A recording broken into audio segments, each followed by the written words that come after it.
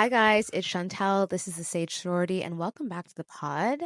This is the Sage Sorority, where the only dues here are your ears, not your dignity, your weekly dose of realness, resilience, and reckless abandon. Wisdom and wit for the woman who wants it all. Happy Thursday! How are we all doing? I hope we're all doing really, really well. I haven't talked about the weather in a while, and the weather is shit today in London, FYI. So we're just gonna glaze past that because we literally always get a dose of like amazing weather in April, beautiful weather in May, and there's always some BS in June. Literally always. Like I have Snapchat videos of me wearing like a full-on coat, like fall coat in June. And I was like, this always happens. So yeah, it's the beginning. It's literally June 5th today. And yeah, it's just a joke. So anyways, we're just gonna like glaze on past that. As you can tell by today's title, we're talking about desperation.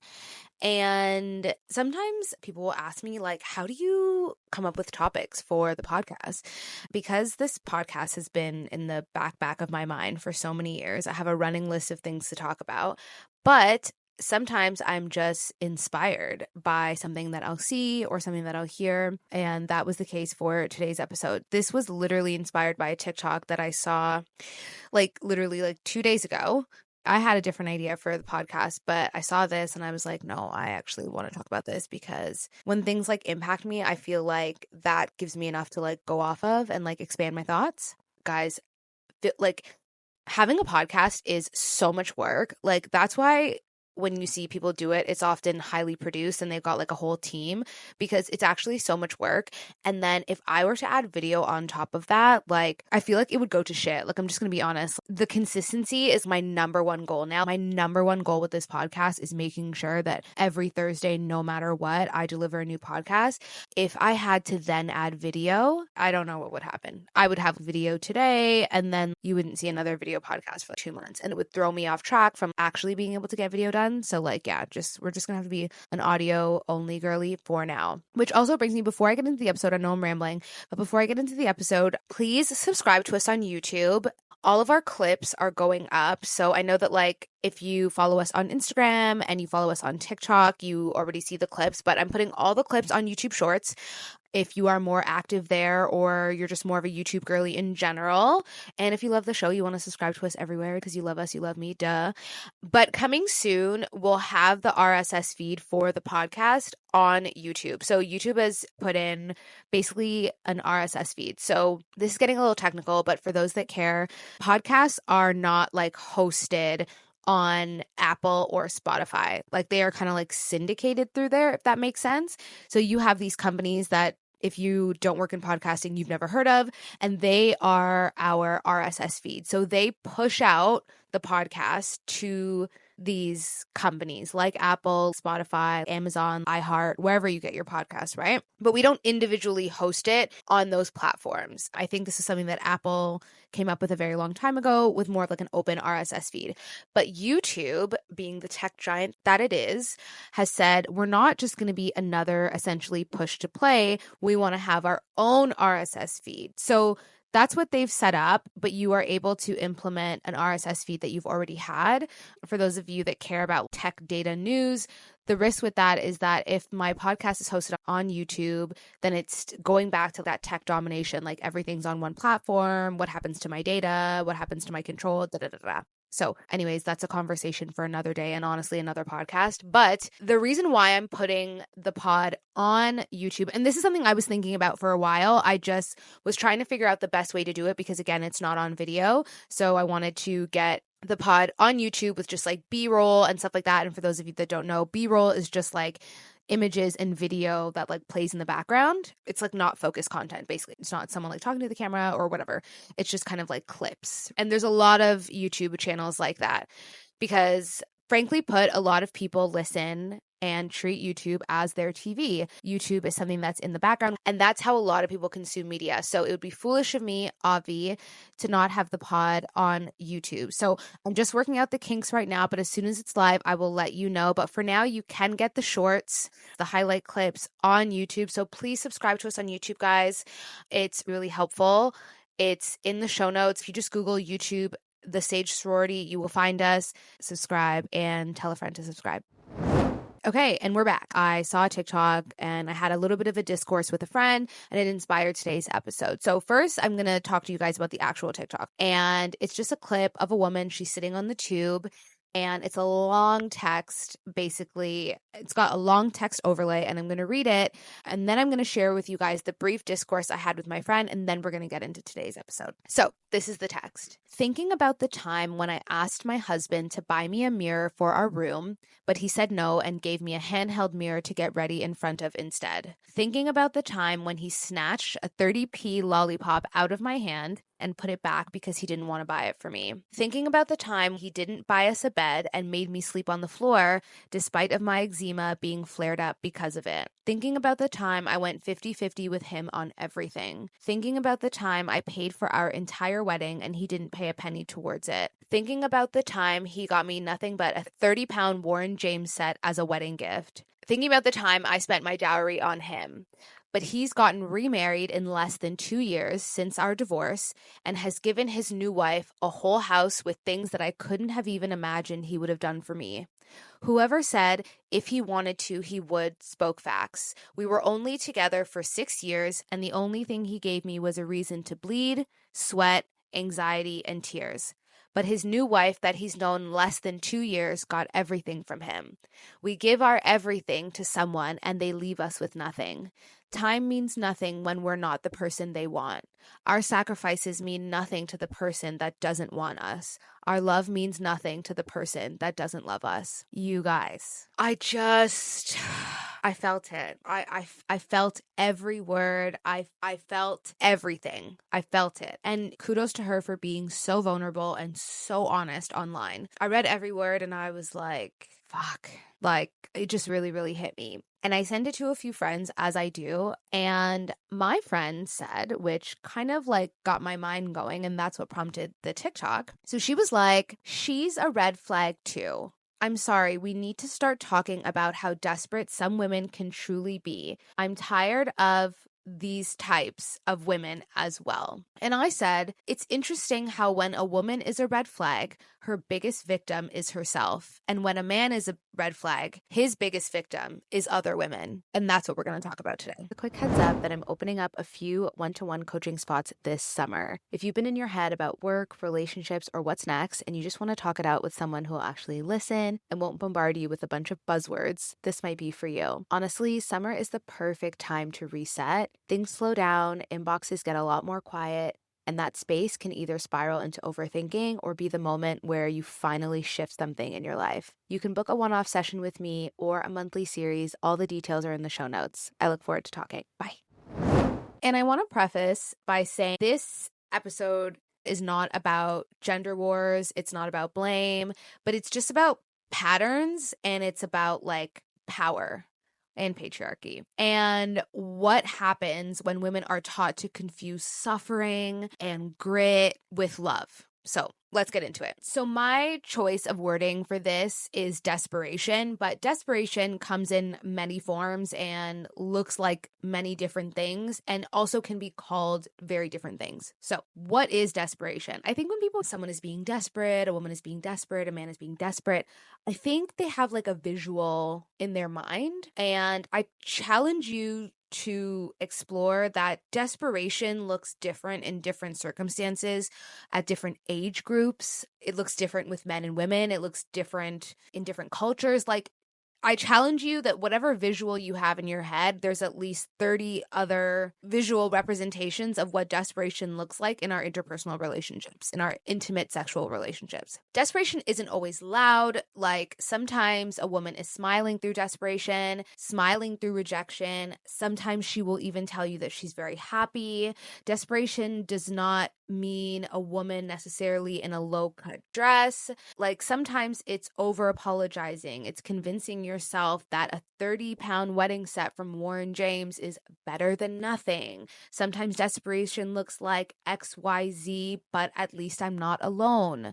These are things that are indicative of a woman that is not acting in her highest power, we'll say that. What we call desperation in women is often also a trauma response. And I know that sometimes we hear these words, and because we hear them so often, especially if you're in therapy, especially if you are even remotely close or in community with someone who's in therapy, or you've paid attention in the last 10 years, that because we hear these words so often, they kind of go over our head, or they go through one ear and out the other.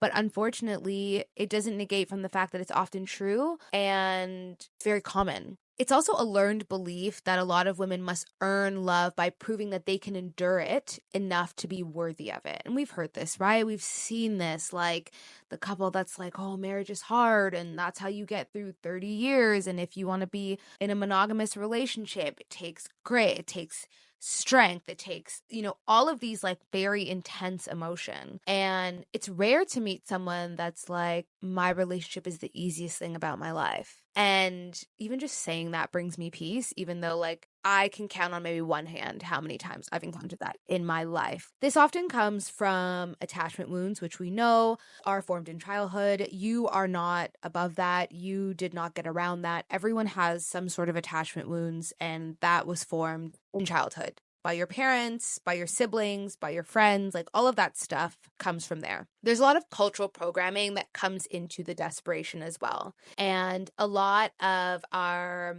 femininity is associated with sacrifice. It's associated with giving. Like women are givers. We give life. We give energy. We give everything to men. We give love. We give everything to our children, our partners, sometimes our friends. Then it turns around and we give it to our parents. There is no one that is better off than someone that has a daughter. I remember looking two of my uncles in the face, and I was like, in this life, have daughters. And of course, they both chuckled because they both have daughters, and of course, because they know I'm right. And also survival-based thinking, especially for women from marginalized or heavy patriarchal communities. I would say 99% of the communities on planet Earth are patriarchal at this point in modern history, but heavy patriarchal communities where marriage equals stability, which equals survival. And two, marriage is how you are taken seriously. I remember a Nigerian man telling me that marriage is your entrance into society. And he wasn't saying it in a derogatory way or in a cold way. It's just a matter of fact, essentially. Every culture is different, but just know that just because you grew up a certain way and your friends are a certain way doesn't mean that everyone else is the same way. Some people come from way more cultural and familial programming than you can realize, and some people come from a lot less. Also, desperate isn't always just about like wanting a guy. It's not always just like, I want a boyfriend. I think that because we start to see desperation in terms of like intimate relationships when we're in our teens and like late teens, but basically this is a post-puberty thing, right? For the most part. But it's not always about wanting a man. And I think when we're younger, for a lot of women, it is about that, right? Like it's just, I have a boyfriend. Like who cares if I like him? Who cares if I even speak to him? Who cares if he's even nice to me? It is social capital, especially when you're young, to have a boyfriend. But as we get older, it's more than that. And one thing I always say to my friends, and I often say this to myself, especially when I'm having low moments or I'm feeling confused about the state of like relationships and like where we're all going and where I'm going, I will say it's never about the guy. It's never about the guy. It's always about what the guy represents. And I stand on that, guys. Like, I really do. It's never about that guy. It's never about how hot he is. It's never about how much money he has. It's never about how nice he is to you. It's never about how mean he is to you. It's always about what that guy represents. It's not always about wanting a man. It's about wanting safety, validation, social capital, and love publicly. Forget about what's happening behind closed doors, but publicly. You are elevated. Publicly, you are respected. Publicly, you are safe because let's just be honest, the biggest threat to women are men. And publicly, you have that validation. When your worth is made contingent on how much you can give, you learn to overextend, even at your own detriment, even at your own sacrifice. And it's not just about relationships. It shows up in work, in family, in friendships as well. But in love, it's often very invisible until way after the damage is done. And I feel like because we are so wired by the systems in place, One thing that I've noticed is you will see a woman overextend herself when it comes to love and her partner. And this is very hetero because I speak about what I know and that's what I know. And because she's so fucking depleted, she will underextend to her friends. And again, that's a podcast for another day. But that is something I've seen often. And that brings me to something we don't talk about nearly enough, and that's when women are becoming their own red flags, right? I think we always look at red flags as external, and they are. I'm not saying that in dating and in the early stages, but what about when your red flag is to yourself? And I know that's a weird concept to think about, but just stick with me. And it's not because you're malicious or you're emotionally dangerous to others, but it's that what you've been taught as the way to be worthy of love is to sacrifice for it. And the problem is when you believe that, you can find yourself in front of someone who's like, I would never make you sacrifice for something that you innately are, right? We are love. We don't have to be worthy of love. You are, in this moment, worthy of love just by being. That is a fact. Love and compatibility are two different things. Making a life with someone is different than loving them. Yes, yes, yes. Another day, another podcast. But you might find yourself in front of someone who's like, I would never make you do those things. I love you as you are. You're perfect as is. We are compatible as is. But then you might find yourself in front of someone who's like, actually, I'm going to put you through the ring of fire just because I can, just because I want to, just because I'm as messed up as you and I haven't really faced myself yet. So let's talk about what it looks like when a woman abandons herself in a relationship. So self-neglect as your own personal red flag is something that really just starts off slow. It's rarely at fever pitch from the get-go. It's just like a bit by bit crumbling of your boundaries, your standards, and then because of that, it begins to chip away at your self-worth, which you would never even see coming. And it's all in the name of like making the relationship work, being committed, being a ride or die, being loyal, being a girlfriend, being a fiance, being a wife, etc., etc. Can also be being a daughter, can also be being a friend. And this is the thing, like women that are operating at that level often don't realize that they are. Sometimes they do. I'm going to be honest. Sometimes they do. Sometimes they don't. And they're not toxic in the traditional sense because they're not hurting anyone. We look at toxicity as something that's outward. They're not manipulating. They're not abusing anyone. They're just bleeding out, essentially. Very, very quietly. Death by a million paper cuts that essentially they are giving their wrists to someone else and saying like, yeah, go for it. Example.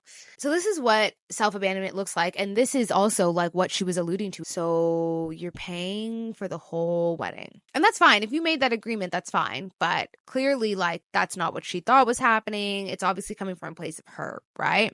She's sacrificing. And again, I look at that and most people would look at that and our judginess kicks in. And it's just like, well, why would you do that? And then it's like, for her, it's like, well, why wouldn't she? This is her husband. This is the love of her life. This is the one, you know, which I don't know if I've ever mentioned on this podcast, but I think I have, that you guys know I don't really believe in the concept of the one. Anyways, if I've never mentioned it before, I have. I could probably do a whole podcast on that too, but yeah, she's going 50-50 on everything, the rent, the groceries, the dates, while receiving a fraction of that emotionally, physically, or in terms of effort. It's very clear that he wasn't really like that kind to her, to be honest. Like, forget about money. Like, he's making his wife sleep on the floor. You can't tell me that this is the love of your life. This is the one. This is a woman you would die for, which I believe as a man, like, you really shouldn't be getting married if you don't have that opinion about your wife, period, full stop. Not up for debate. And you're making her sleep on the floor. Like, there's a lot of people in this life I don't like, and I wouldn't make them sleep on the floor. Like, I think that's pretty cruel. You're accepting emotional neglect and rebranding it as low maintenance. So this, you guys, this is the one, not the two. Whenever someone says to me or a woman alludes to being low maintenance, I can tell you, like, my eye starts twitching. Like, not really, but like it wants to. Because it just, for me, I'm very, very, very skeptical of when a woman says that. I'm going to be honest. And I'm also going to be honest, I don't know everything. I don't know everyone, But I will say in my life, I have never seen a woman call herself low maintenance and also be in a happy, functioning, supportive relationship. I've never seen it. I've never seen those two women in a room. If they exist, please let me know, but I've never seen it. I also feel like, and this is really for the girls here, if you're a guy, I don't even know how you got here, but I feel like telling a man that you're low maintenance is a recipe for disaster. I really do. I really, really, really, really do. And even if you're like, Shantel, but I am low maintenance, I'm super chill, like I don't really be needing too much, that's fine. But in this life, a straight man is probably going to let you down. So if you're already letting him know that he doesn't need to do much, say much, be much to make you happy, just know he's going to go beneath that. It's not, oh, this is my bare minimum level and I want you to meet me there. It's no, this is your bare minimum level and they might even go beneath that. Maybe not at the beginning, maybe not 3 years in, maybe when you get married, maybe when you get pregnant. Like, I think you have to have that in the back of your head. So if you're already like, I'm just totally fine with a bottle of water and bubble gum, like keep that to yourself.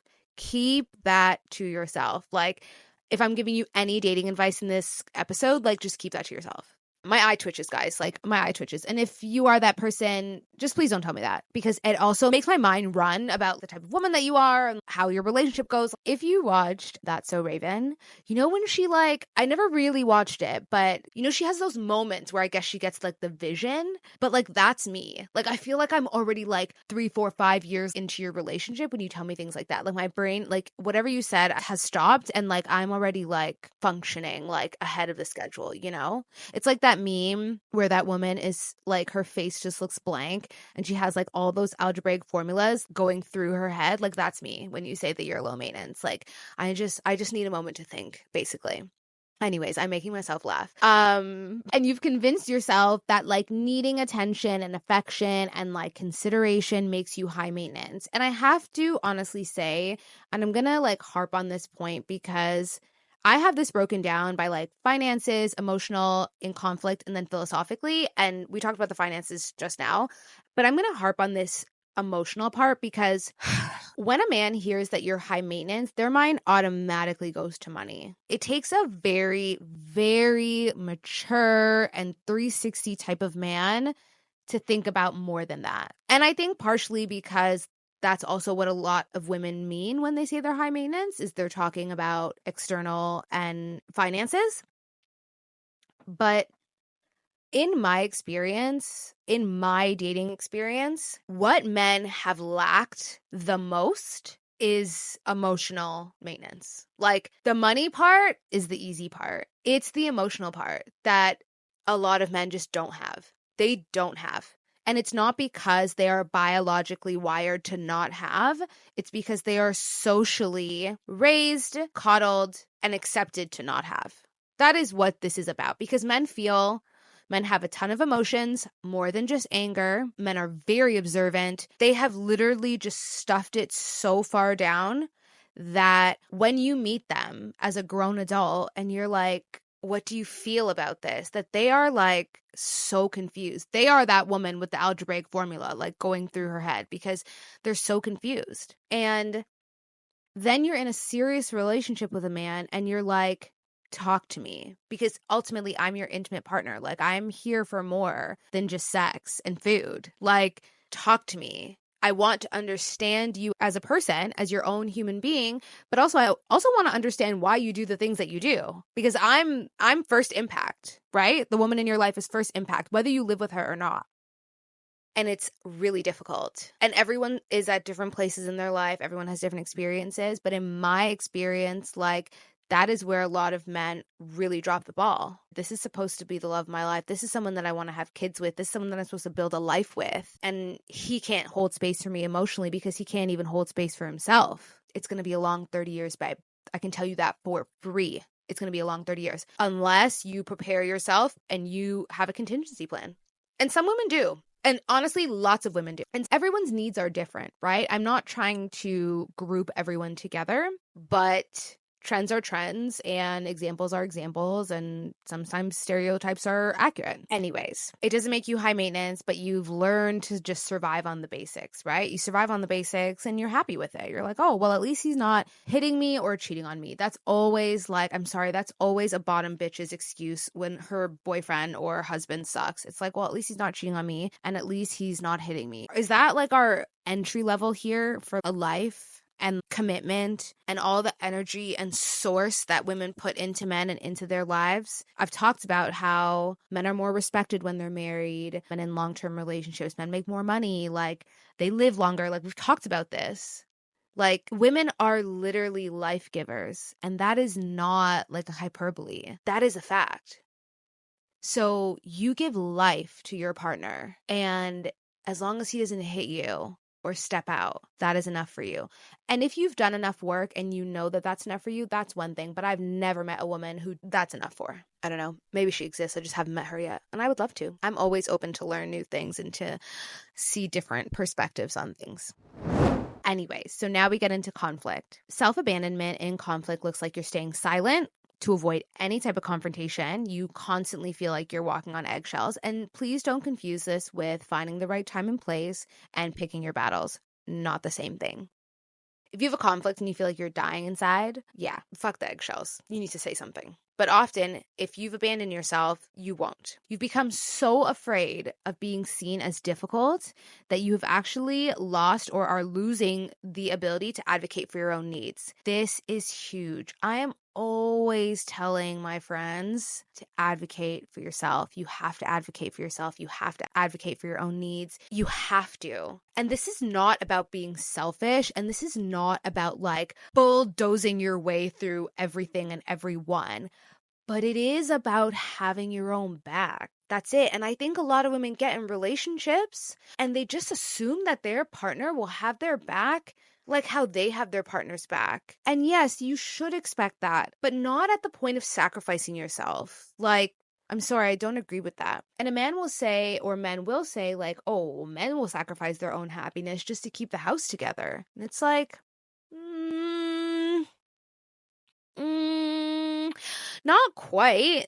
Not quite. That's not quite what they do. I see what you did there.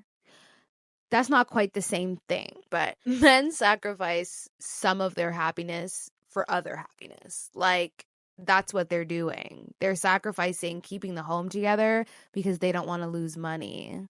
They're sacrificing keeping the home together because they don't want the public shame of being someone who's divorced or having to explain to their family and friends why their marriage is no longer or why their relationship is no longer. Shame will have you in a lot of places that you don't belong in. So yeah, anyways, you have to advocate for yourself.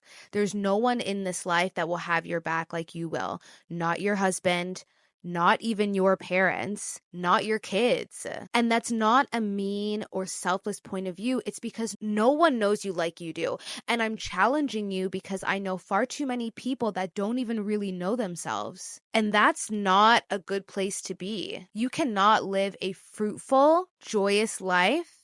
You cannot raise fruitful, joyous children. You cannot be in a fruitful, joyous partnership if you are not willing to go inward. Always, always, always.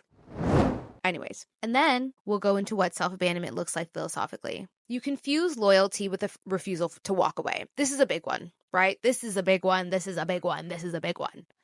I'm loyal. You're a fool. That's what you are. You are a fool. You don't want to date again. You feel like this is as good as it's ever going to get. You don't want to quote unquote start over with someone else. You have sunken cost fallacy? Yeah, of your relationship.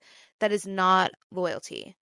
And if you say, no, it is loyalty, okay, then I challenge you and say you are being disloyal to yourself. You believe that staying power equals character. Again, this is directly tied with social validation. It's a sense of pride, guys. It's a sense of pride to say that you're married. It's a sense of pride to say that you're homeowners. It's a sense of pride to say that you've been together 5 years, 10 years, 15 years, 20 years. We've known each other for 30 years. Like, sense of pride. It could be hell on wheels in your house. But really, this becomes a prison of your own making. And that's what self-abandonment looks like.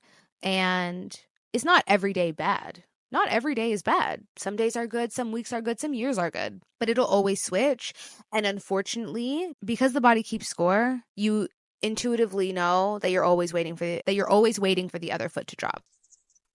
And before I wrap up this point, I want us to consider, what if we talked about self-neglect with the same urgency and the same virality that we talk about other red flags? The amount of people I see that are dating narcissists, that have been in love with a narcissist, that are married to a narcissist, like, wow, what was everyone doing like 5 years ago? Or did we just not have language for it? I never see anyone talking about neglecting yourself in a relationship.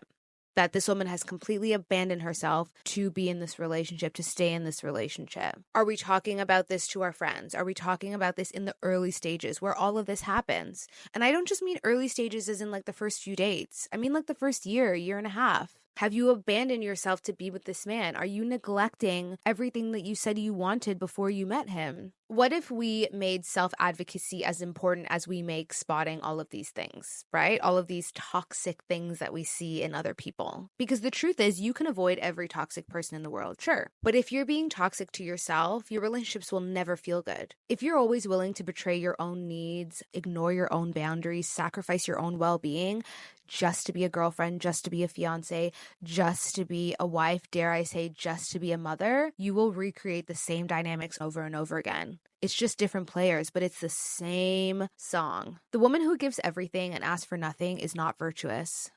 In this life, guys, be a bitch. Like, that woman is in danger. She is not empowered. She is failing. She is drowning by her own volition, by her own two hands. The woman who prides herself on being easy to love because she requires so little is setting her life up for a lifetime of settling and a lifetime of performance. And like I said earlier, this is not about shaming women, shaming anyone. If anything, I'm just trying to shift the focus because this isn't just personal, it's truly cultural. These patterns don't come out of nowhere, they are really built, brick by brick.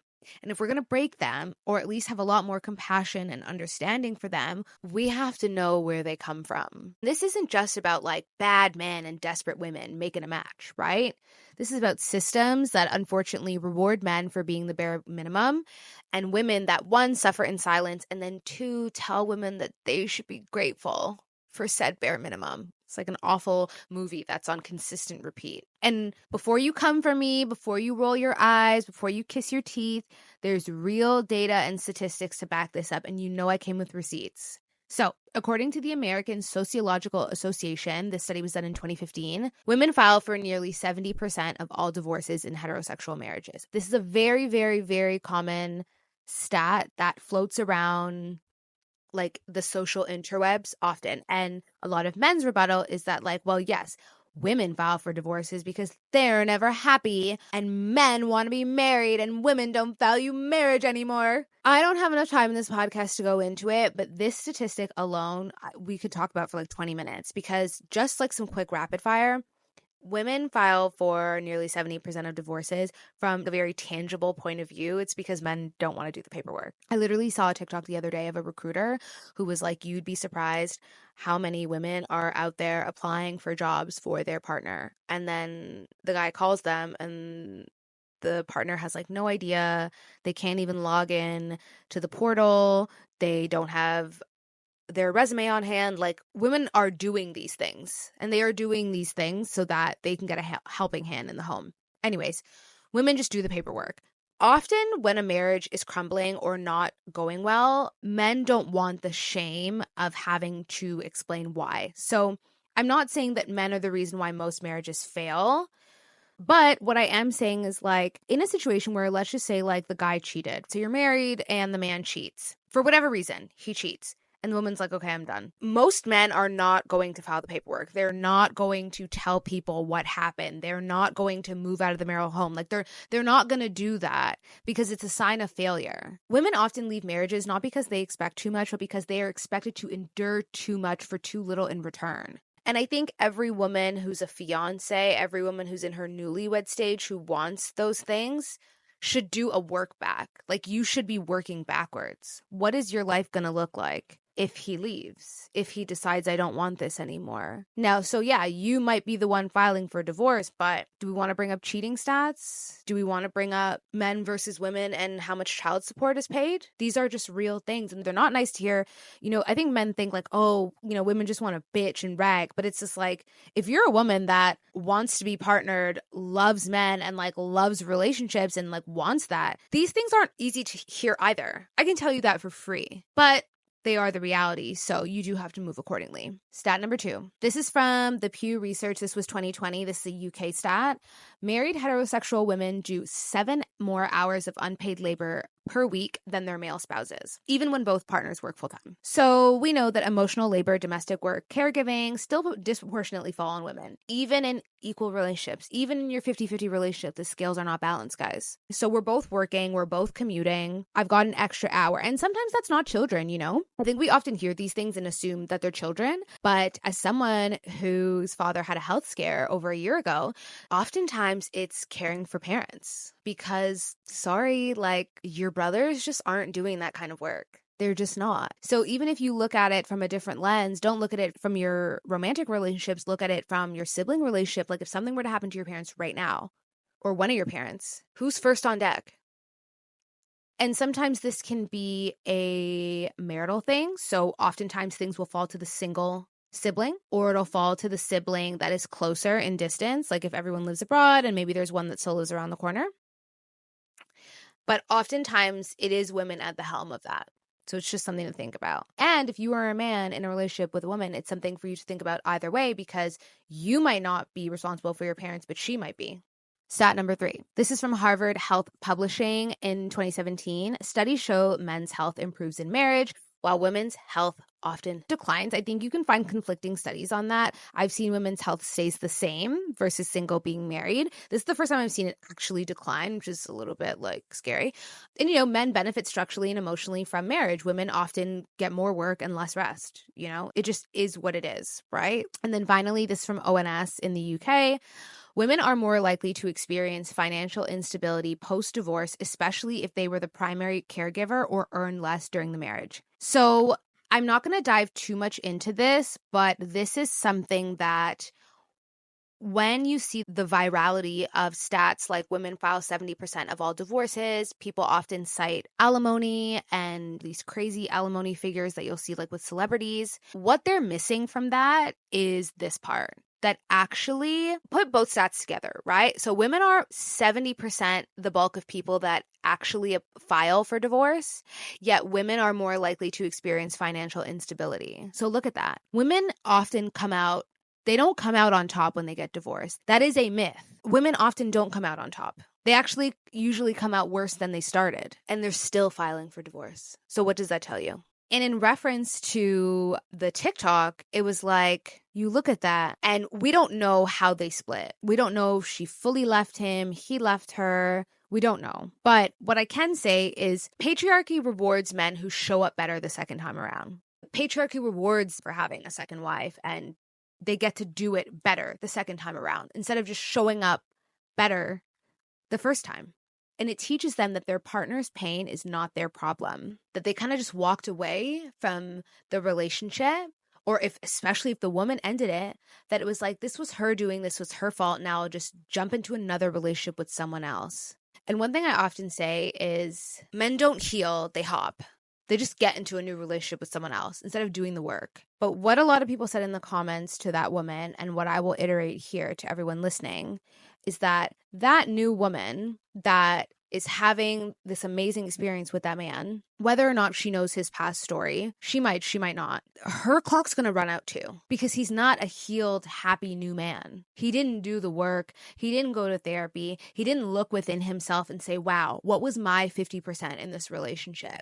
He just found someone else. And the same man that girl had is the same man that she'll get. Maybe not to the same degree, because he knows how it can turn out, but she will get that same man. Trust me. And women are often taught that their value lies in holding a man down through every version of him, especially from other men. But older women, absolutely. Like, they really do have a territorial like complex. Like, no, you hold this man down. You don't let anyone like take your husband. You don't just like terrible advice in my humble opinion. You know, even if it costs you everything. Even if it costs you your friends, your health, your looks, your children in some case. Because your children are also watching you. Contrary to popular belief, your kids are watching you. They're not listening to what you say. They're going to do what you do. They're watching you. And if and when it does finally collapse under the weight of her own overfunctioning and his underfunctioning, you know, she's the one. Oh, it's because she had kids. Oh, she let herself go. Oh, she got fat. Oh, she's really mean. No, there's 50%, guys. There's 50% in all relationships. So I kind of briefly talked about when men are red flags and how their red flags can show up. And obviously, this is not a conversation about all the red flags that show up in men and all the ways that men are toxic or whatever. But in tying in with the episode, I just kind of want to briefly touch on this. And this is going to be super quick. That I'm assuming based on her TikTok and just like what I know and the research I've done is that men like that are rarely out of control. They are in control. So you would see him and be like, he seems like such a nice guy. He seems like such a nice husband. They know how to withhold and they know how to breadcrumb and they know how to perform when it's necessary. I think this is something men often don't know about their peers. We assume that if he is quote unquote not a nice guy, that he will also show everyone that he is not a nice guy. And that is a myth. Some guys, yeah, they're just out of pocket and it's like, he's a dick and I'm sure he's mean to her too. But that's not always the case. Sometimes they know when to perform. They know how to keep it together. They know how to pretend to be husband, loving husband, kind husband, respectful husband, provider husband, whatever. Men are very observant. So they know how to talk the talk. You're trying to meet one that can also walk the walk and walk the walk in private as well. But anyways, and protect their own ego at all cost. A lot of what, and I don't want to say unhealed because I don't believe us as human beings are ever fully healed, but I do think that there's people on their healing journey and people that are willing to face themselves, and sometimes someone is on their healing journey and you are a bit further than them and vice versa. But a man that has not begun that healing journey or doesn't want to face himself will always protect his own ego at all costs.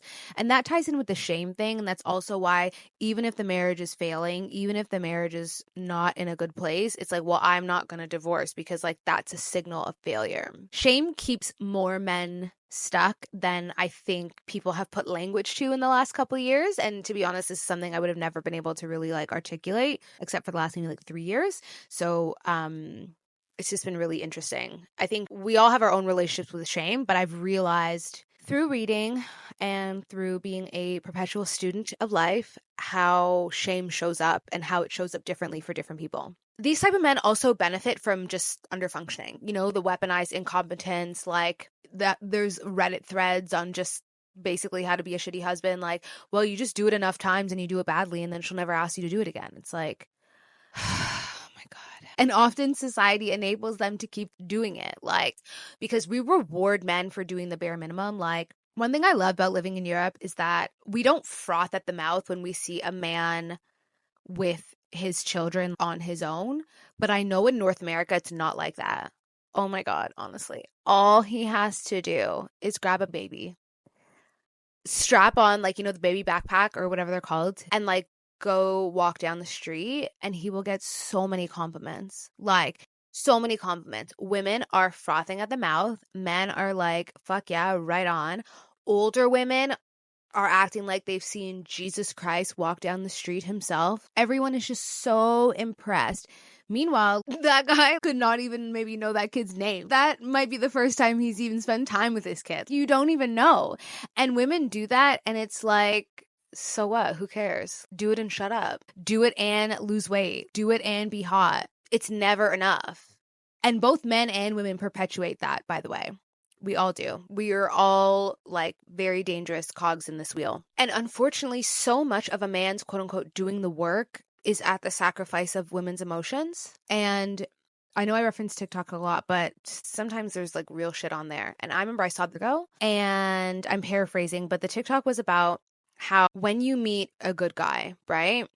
You're like, oh, this is my guy. Like, we're locked in. He's so good to me. Like, he provides for me, like, financially, emotionally, psychologically, physically, all of the leads, just everything. He's just everything to me. Like, we're locked in. This is end game, blah, blah, blah. It's like, how many women have suffered? You know, it's like a tornado. It's like, how many homes did that man go through to be that person for you? And that like really hit me because I was like, fuck, that is like really deep and really introspective and also kind of fucking true. And, you know, people will not like, if your gut reaction is to react to that instead of responding and be like, but women do it too. It's like, but they don't. Like, en masse, they don't. Like, me doing the work, my very first therapy appointment was when I was 18. And it was, I just wanted someone to talk to that was like neutral and basically someone who would just listen to me because I love to yap, hence the podcast. And my work at the time offered 4 free sessions. So I was like, great, I'll just do that.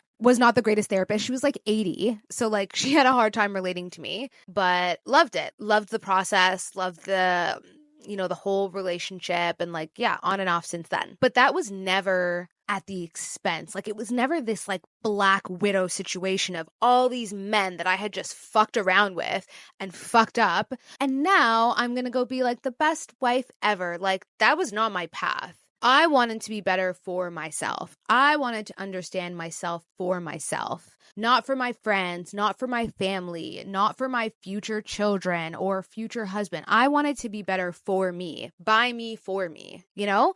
And I feel like a lot of women are like that. And sometimes it takes very painful situations to push us into that. But we are not using our partners as a substitute for doing the work. I'll leave it there. Like I said, men tend to move on quickly, often with zero accountability, and they just kind of show up differently for someone else. It's never, hey, I hurt this woman and I need to do better for her and for myself. It's like, well, she just inspired me more. And she was sweeter to me, and she was nicer to me, and we had more sex, or insert whatever bullshit reasoning they come up with. And a lot of women end up watching the man that they struggled with for years finally become quote unquote that guy, just not for them. And they feel gutted. And I know women that stick in relationships because of that. Like, they don't want this guy to now be better for someone else. They don't want to watch that show. And it's painful. It is painful. I'm going to hold your hand and say that it's painful. I'm not going to lie to you. But it's also not real. Like, it's not real because I don't believe you can be in love with someone who's not truly in love with you. And I don't believe as a woman you can ever feel safe, secure, and happy and at your fullest self if the guy's not giving you what you know you deserve. It's not real. It is not growth. It is not a truer depth of love. It is pure rebranding and convenience. I really believe in taxi light theory when it comes to men. And I think that, I'm not saying men don't marry for love. I'm not saying that. But I do think that for them, it's 50% timing and it's 50% love. So I do think there's a huge part of a lot of men that are like, okay, yeah, this'll do. Like, yeah, this'll do. This, whatever we've got going on here, whatever she looks like, however she treats me, this'll do because I'm ready to settle down. It's cheaper to be in a relationship than to be single. If you're a man and you're about that life, that's also number one. At a certain point, it's embarrassing for men to be perpetually single, especially if they're professionals. Like, the myth is that every man is some Clooney, and that's not the case. It's just not the case. And also, we know Clooney as a perpetual bachelor, but he was always in relationships. He was always with someone. And now he's married to the love of his life. You know, for now, I hope so. And that's what makes like the aftermath so brutal is you're left not only grieving the relationship, but you're questioning your self-worth. And because he became everything you begged him to be for someone else, you're left with like a little bit of a mind fuck. And I think ultimately, to wrap this up, it's what hit me the hardest when I saw that video. First of all, I just really felt for her, you know, like I just really felt for her because you can just see the vulnerability and the sadness in her words. And also, I also felt bad for her because it was like, girl, what the fuck? Like, this is your husband. I'm not going to get over the sleeping on the floor thing because it was like, oh my God, this is so mean. Like, he was so mean to you. Like, having a man not be good to you, but then having a man be mean to you and then turn around and be Prince Charming to someone else in less than 2 years. Men end this less than 2 years like cycle. It's actually crazy. I felt bad. And when my friend said what she said, I didn't immediately agree, actually. And I actually thought it was a bit harsh. That it was like, do I consider this woman to be a red flag? But then it was like, okay, let's unpack how we talk about red flags and what is a red flag. I don't think my gut reaction to that is that she's a red flag. I look at that as like, ooh, you sold yourself for your fairy tale. That's what I look at. And it's like, that's not how that works. You're supposed to be a part of that fairy tale. You sold yourself for an idea, a vision, public validation. Not love. Not love. And you can't sell me on that. You can't tell me that you were in love. No. First of all, love is a verb, and love goes both ways. There's no way that man loved you. You loved the idea, and you guys know I've said it before. Do you like the man, or do you just like the man in your head? Like, you sold yourself for a vision. That makes me sad because I hate to see a hot girl down bad. And I know that that's not a unique feeling, right? To give your all to someone who leaves you empty. Obviously, maybe your situation's not going to look like hers, and you're probably not going to be public with it either. But you know what it's like to be like, he'll get it. He's going to change. He's going to do better. He loves me. He loves me so much. Of course he's going to do it. I'm not asking for that much. I think when I saw that response from my friend, it's just like, she's a red flag. And I don't think she's a red flag. I think she's someone who believed love meant sacrifice. Love meant being ride or die. Love meant commitment at all costs, no matter what. And that you're a unit now. So it's not really about your individual needs and your individual asks. I think she thought if I stay, if I give, if I be a woman, if I carry the weight, if I do what I saw my aunties do, maybe I do what I saw my mom did, he will eventually get it. He will eventually respect me. He will eventually settle down. I've definitely heard women say like, oh, but men go through this phase and then you wait for them to settle down. And it's like, well, yeah, because he's old now and he's fat now, or he's not as hot anymore. Like, it's just like, what are we talking about? This is not good advice. Anyways, I digress. But if that girl was my friend and she was going through that, which who knows if her friends knew or not, I think one thing I would have told her is that you have to be careful because men are inherently selfish. And I don't mean that in a negative way. Hear me out. They are groomed to be that way, to think of themselves, to think about what they want. They don't think collectively. And the best example I can use is that girls and women are taught to be nice, right? Be nice, be nice, be a nice girl. We're all taught that in some way, shape, or form. And if you weren't taught that in your house, you were taught that in schools, you were showed that in your friend groups, you were shown that at work, you're shown that as a woman. Through hell or high fire, you are shown that as a woman. Men are not shown that. Right? They're not. And us being taught to be nice is being cognizant and hyper aware of everyone else's emotions, even if it's at the expense of our own. That's what being nice is. That's why we all hate that word now. Well, maybe not we all, just me. Men are not taught that. And men are not taught that. And they are shown by proxy, by being around women, that that's what women do. That's not what men do. Whether this is conscious behavior, like a man's going to be like, oh, I don't think like that. It's like, okay, maybe you don't think like that. But do your actions do that? I bet you they do, even without you even realizing. So let me wrap up my point. It's like, Shantel, land the fucking plane. Men are takers and they're inherently selfish. And you have to be very careful. You have to be vigilant to not be taken advantage of. And it's not because he doesn't love you. I'm not going to go that far. I don't think this man loved her, but I'm speaking in general terms. I think that you, just like how you have to set boundaries with coworkers and you have to set boundaries with friends and you have to set boundaries with everyone else in your life. I think women just assume that when they're with men, the whole like, I want to turn off my brain. I think they take that a little bit too far sometimes, that like, I just really want to turn off my brain and like, I just want to like be a sacrificial lamb because I know that like my man has me and I don't even have to think. And it's a very dangerous position to be in. I think you always have to think. And what you have to be radically honest about is some men will gladly take everything. They will take it all. They don't care if it's coming from you. They don't care what you are doing and giving up to give that to them, because they will also turn around and be like, they didn't ask you to. You might say calling that woman a red flag is fair, but I also think in the same breath, you have to hold compassion too, because the real damage isn't wholly what he did to her. It's what she just kept doing to herself. So now we name the pattern, we've spoken our truth, and we know all these things intuitively. Life is a practice, I will say that. And it doesn't matter how much you read and how many podcasts you listen to, including this one, how many articles you read and this, that, and the third. You have to put things into practice and you have to be willing to go through the fire and you have to be willing to move forward. And what do we do as lover girls? You're like, Shantel, I'm a lover girl. I want to get married. I want to have kids. I want the white picket fence and my fucking hot husband, 6'3", like makes 7 figures. Da-da-da. I want that. First of all, I love that for you. Okay. That's number one. Because yes, love that.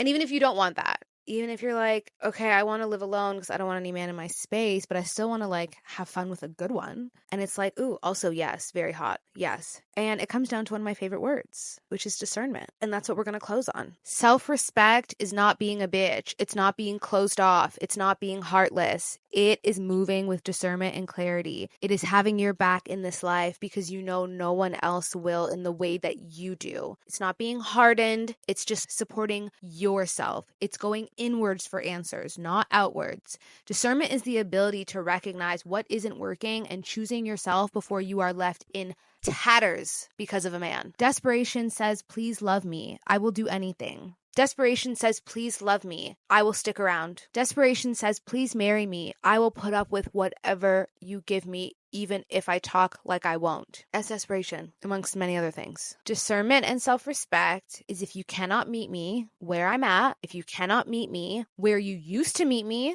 because that's another one, that's T. If you cannot meet me where I know I deserve, and not from a place of ego, from a place of self-worth and love and care, then I'm leaving. And that's not just talking the talk, guys. It's walking the walk. You cannot bait a man with leaving and then stick around. Because honestly, if I'm going to be honest, and I'm not going to go on a tangent because I'm going to wrap this up, that is worse than just not saying anything. Because once a man knows that you will pump fake, once he knows that you are really not about that life, you have broken the levees. Okay? You have broken the levees.